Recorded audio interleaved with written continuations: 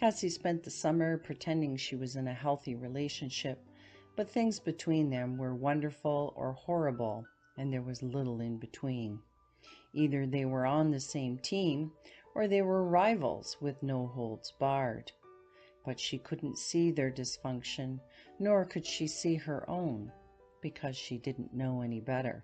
Now it's time for Puppets, Pupils, and Producers, a story of mind over matter.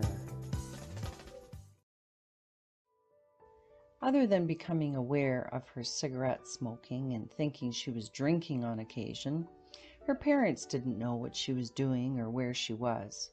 As long as they came home to a clean house and folded laundry, there was little discussion between them. Despite understanding her parents had a hectic life, Cassie took it personally when they forgot her 17th birthday.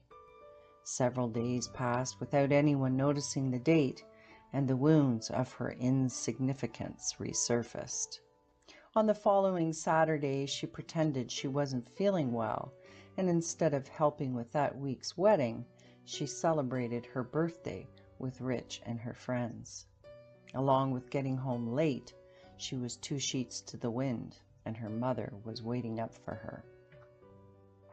Wanting to justify her deception, Cassie greeted her mother, but she'd had too much to drink as well, and told her what a horrible daughter she was instead. Cassie responded with her own hurtful words before running to the bathroom to throw up. Her mother banged on the door, but she wouldn't let her in.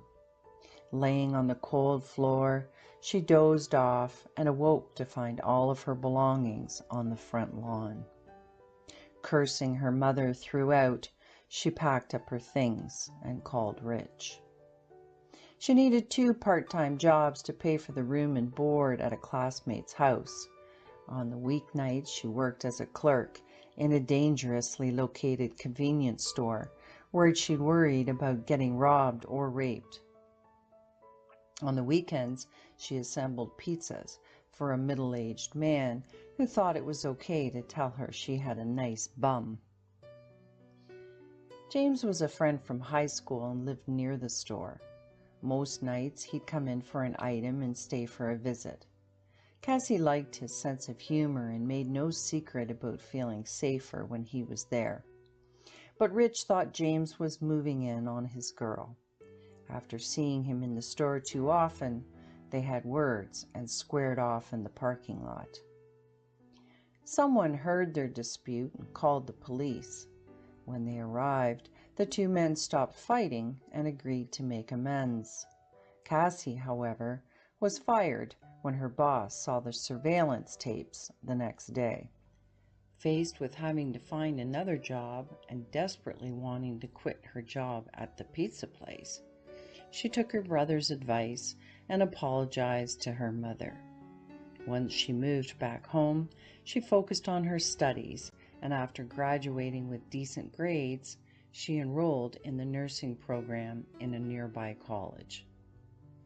Cassie spent the summer pretending she was in a healthy relationship, but things between them were wonderful or horrible, and there was little in between.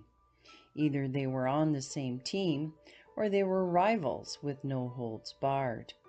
But she couldn't see their dysfunction, nor could she see her own, because she didn't know any better.